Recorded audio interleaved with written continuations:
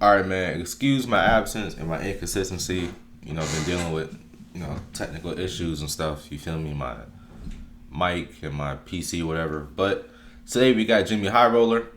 When you score 83 points in the game and nobody cares, just to update y'all. Bam Adebayo from the Miami Heat scored 83 points in a single game, but everybody bashed him because he shot a lot of free throws. So we just gonna check out this video. Take a look at the best scoring nights throughout NBA history, and you will see a list of the greatest players to ever play the game. Jordan 69, Steph 62, Lillard 71, Luka 73, Kobe Bryant's famous 81. It's the most coveted record book in all of basketball, a testament and historical evidence of the greatest nights in NBA history. Dang, that boy Wilt scored 67 about 5 times. NBA history, which begs the question, what the hell is Bam Adebayo doing here with a mind-boggling modern NBA record of 83 points? Well, this, my friends, is the result of quite possibly the most egregious case of stat padding the NBA has ever seen. And despite scoring the second most points in a single game in the history of the NBA, Bam's 83-point night will go down as one of the most shocking and controversial games we may ever see.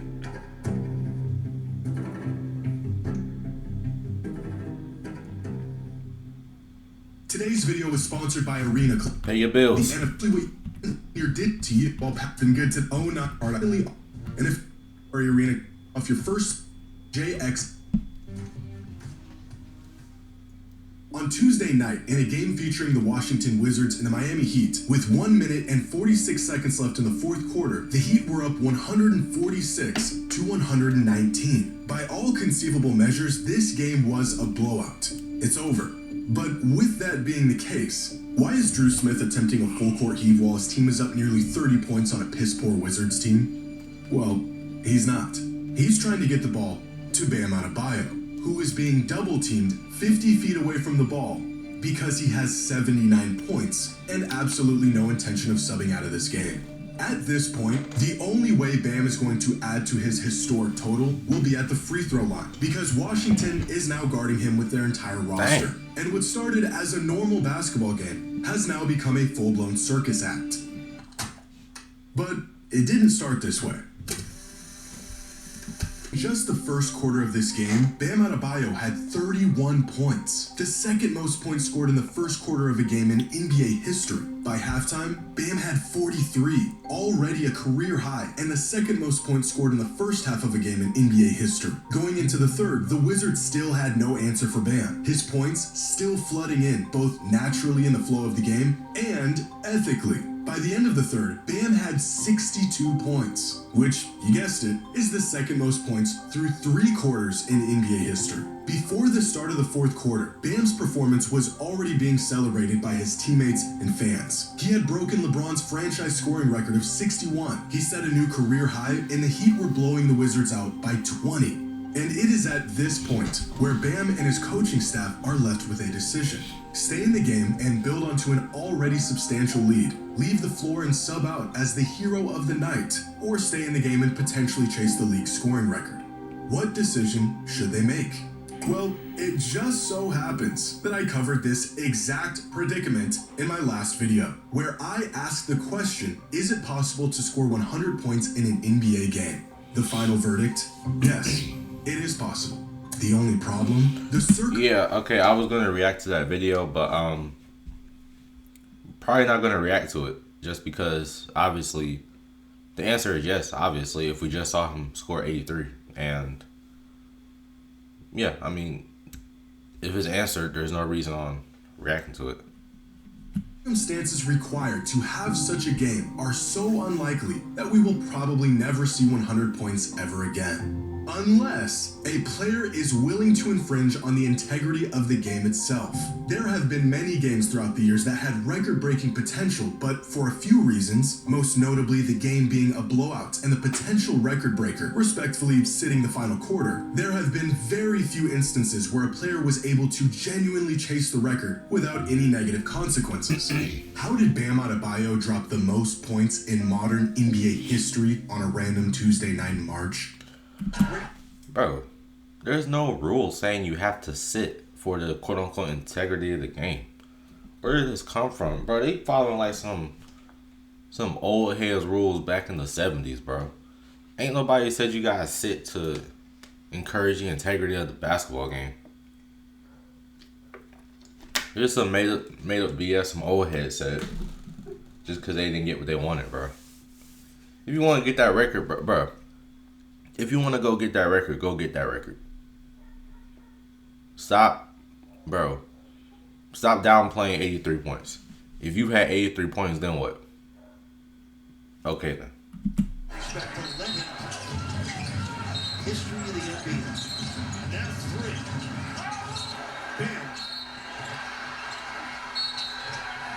It's like 2 or 3 questionable calls, and most of these are fouls. And infringing on the integrity of the game. In what could have been a celebrated, memorable, and ethical performance, Bam and the Heat decided to go a different route. With about 9 minutes left in this game, Bam had this incredible and one. A blow-by followed up with this great acrobatic finish at the rim through contact, and an explosion from the fans in the arena. And after hitting the free throw, this would have been the ideal and historically acceptable moment for Bam to check out of this game. It was his 70th point of the night. Miami had the game all but wrapped up. And up to this point, all of his points were ethical, non-GMO, farm-raised buckets. But instead, Bam stayed in the game. And here is how he scored his final 13 points. Free throw, free throw, free throw, free throw, miss 3, layup, free throw, miss 3, turnover, miss 3, miss 3, free throw, free throw, free throw, free throw, intentional miss free throw, attempting to manufacture more points, free throw, free throw. Bye-bye Kobe, hello Bam. In what is now being called the most unethical game of basketball the league has ever seen, the Miami Heat spent the final 7 minutes of this game executing every conceivable tactic to manufacture more points for Bam Adebayo. Chucking up unnecessary threes, intentionally fouling the Wizards to get possession, even going as far as intentionally missing a free throw to try to get the ball back to Bam. And as a result, they are quickly discovering why Kobe's modern scoring record stood for so long and why no one can seem to match it despite a number of players getting close. Because, wait, I actually already said this a week ago, let me find the clip real quick. 100 points in a single game is possible, but the circumstances required to have such a game, to justify one player taking that many shots and doing so without infringing on the integrity of the game, is so narrow that we may never see it happen again. Ah, that's right. The fallout for unapologetically chasing out. Yeah. This is truly a Am I tripping, or did this man predict the future? Bro, this man dropped a video randomly on, will someone ever score 100 points? Mind you, Bam didn't have 100. But, bro, right after that video, probably less than a week later, this man Bam had 83. Bro, is this man Jimmy predicting the future? That's crazy to me. That's crazy. And timeless paradox of big performances. Historic nights like this have become less about can a player pull it off and more about do the circumstances require a player to pull it off, in which case the circumstances virtually never do. This performance from Bam is not only proof of that, but it is evidence of what we all have known to be the truth. There are many players around the league right now who could go for 80, 90, maybe even 100 points on the right night. If they set their mind to it, if them and their team game plan for it, if it is their sole focus for 48 minutes, if the Washington Wizards are on their schedule. But even attempting something like this would require a player to break the unwritten rules of basketball. And that clearly isn't worth the backlash of possibly pulling it off. Dude, nobody cares. Nobody cares about these old heads who played in the 80s. Nobody cares. They're not playing no more. Nobody cares about the unwritten rules of old head sports.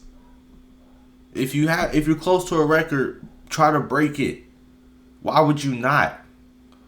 Why would you look up and say, oh, I'm about to break a record. I'm going to sit down so I don't break it.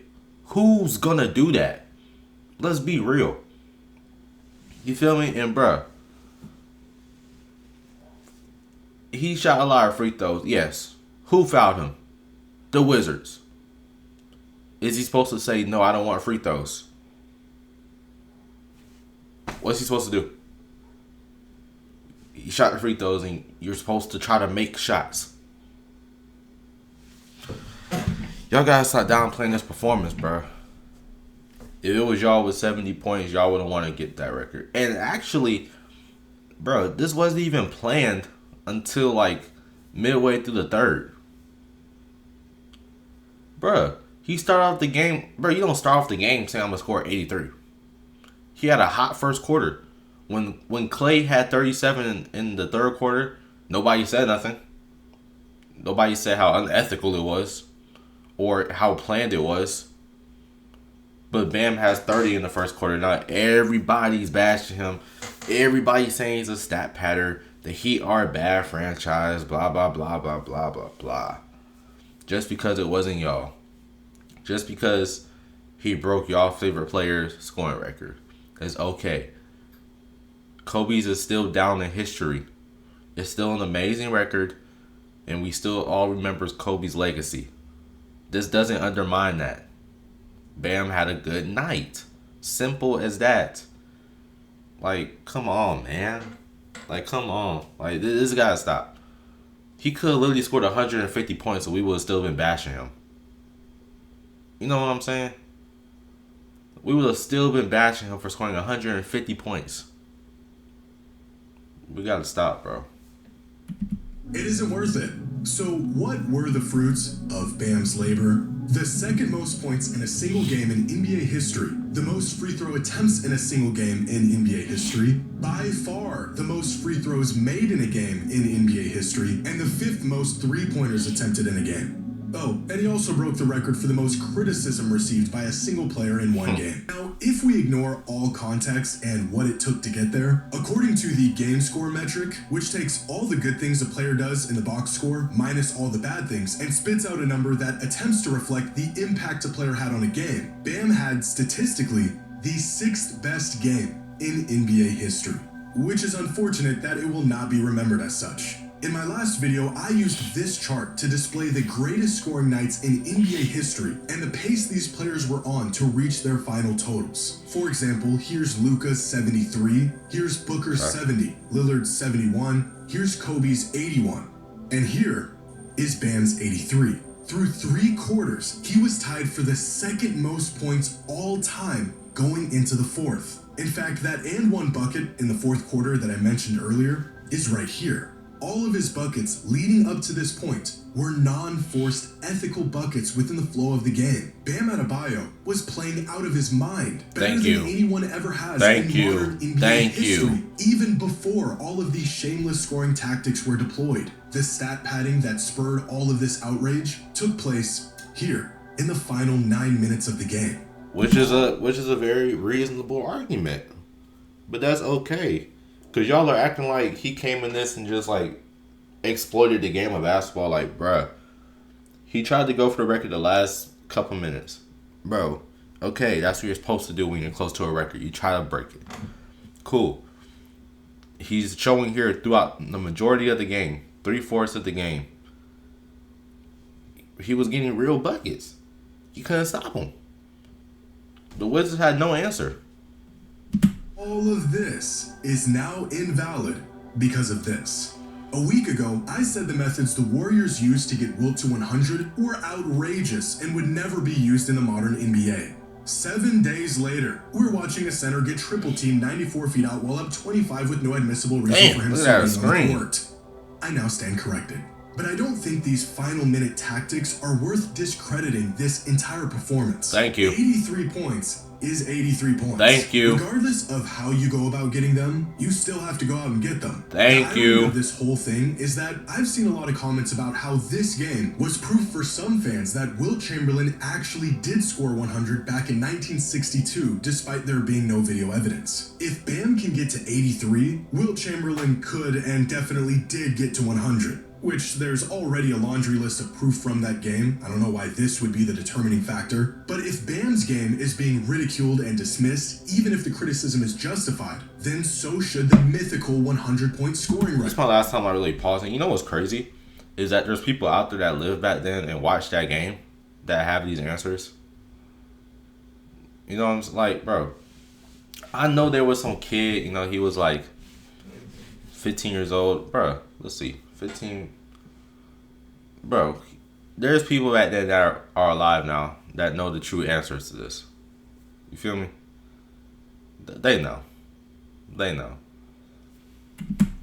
Because the way that Bam got his points I believe is in it, the though. exact method Wilt used to get his. Like, literally, bar for bar. During the final minutes of Heat Wizards, Keyshawn Johnson intentionally missed a free throw in hopes that the Heat would get the rebound to get it back to Bam. This is exactly what the Warriors did for Wilt. The Heat also intentionally fouled while holding an insurmountable lead to get the ball back faster. The Warriors did the same exact thing to get Wilt to 100. If Bam's 83 points is invalid because of these tactics, then for that same reason, so is Wilt's 100. Not only did the two biggest scoring nights in NBA history deploy the most gimmicky, shameless tactics to pull it off, this is quite possibly the only way to pull it off. That screen was The only crazy. difference between Bam's 83 and Wilt's 100 is video cameras and an angry mob of critics online. Now, to be completely honest, I was thrilled to finally see a coach allow his player to chase a record and have himself a night that most players could only dream of. You want to know how many games I've watched that were spoiled by an early sub? A player being punished for giving too much belt to the opposing team. A 3-point party cut short because they were playing too good. Potential record shut down because it wouldn't be in good taste. If this is what it takes... Man, how much did Clay have that night when he had 37 in the quarter? Bro, that man could have went off for probably another 30 points, bro. Bro, I'm telling you, bro. Jim, you onto something here, bro. We could see a lot more 60, 70, 80-point outbursts if these coaches would stop making up these invisible rules with sports and taking players out when they play good. You want them to play good and carry your team. When they play good, you sub them out and say you're doing too good. You know what I mean? Like, I don't understand it. To make up for all the times I had to watch Steve Kerr pull a player from a game on the verge of a league record, then so be it. I am just as surprised as you that I will now see Bam Adebayo's name above Kobe Bryant's for the rest of my days. But to see Bam have the audacity to stay in this game, emphatically do what no one else would dare, was just as fun as it was shocking. Which, by the way, every single player, without exception, would choose to stay in the game and chase a record if their coach allowed them to. Why not? This just happens to be the rare case where a coach did allow it. How can we blame Bam for doing something every player would do if given the chance? Thank you, Jimmy. I don't know, maybe instead of putting all the blame on the man who just scored 83 points in an NBA game, we should aim that frustration at the team that allowed it to happen. Throughout this game, Bam Like, look at how happy he is, bro.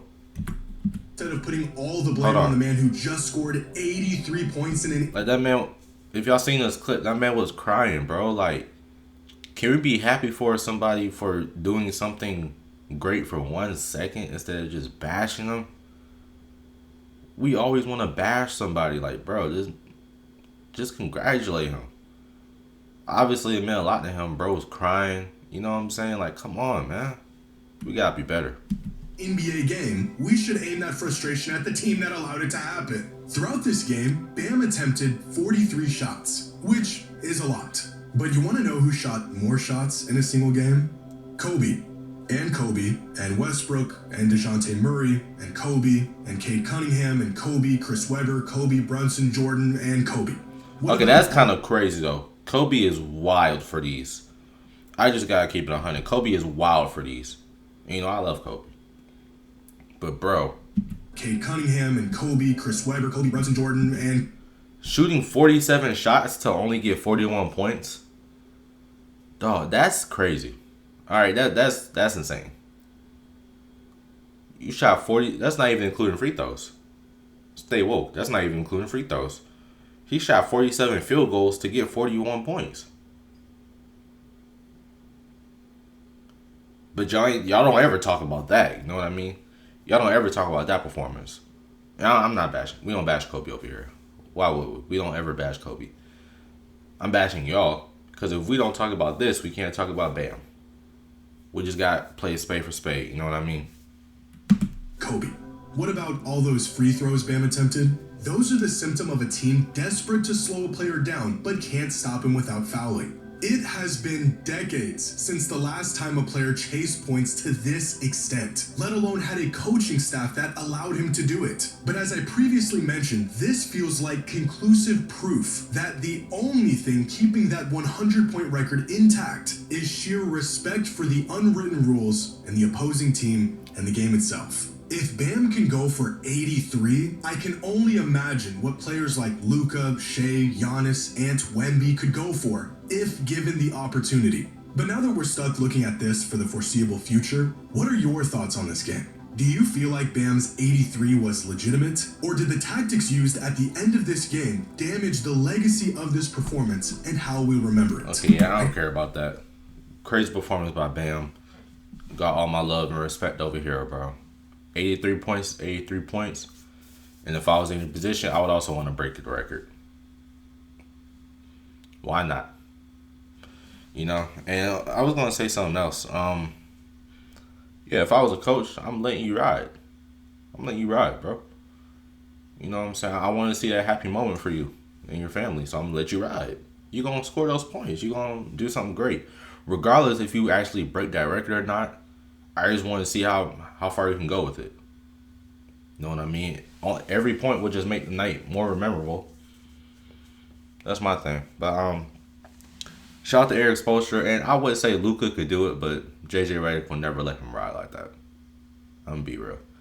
JJ Redick, he's turning into one of them old heads who's like respect the game. You know, yeah. So he will never let Luka ride.